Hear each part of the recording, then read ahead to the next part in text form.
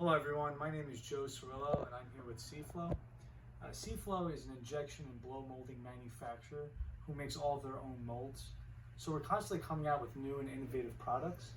We specialize in manufacturing water pressure pumps that are used in a variety of applications in industrial sized cleaning machines like floor scrubbers, floor sweepers, backpack sprayers, and much more.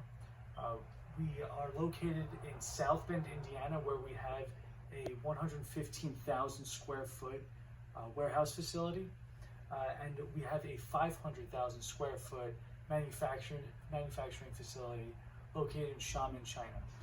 We have the capability to customize pumps to the customer's needs, whether it be the voltage ranging from 12 volts to 24, 36, 115, 230 volts, changing the wires, whether it be bare wires or wire harness like this one, or a normal house plug, 115 volt like this.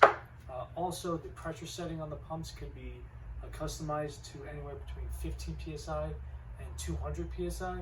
Also, the internals of the pump, the diaphragms, the valves, can be made of different plastic and rubbers depending on what the liquid you're pumping through and which plastic or rubber works best with that liquid so it doesn't prematurely corrode. If you have any questions, let me know.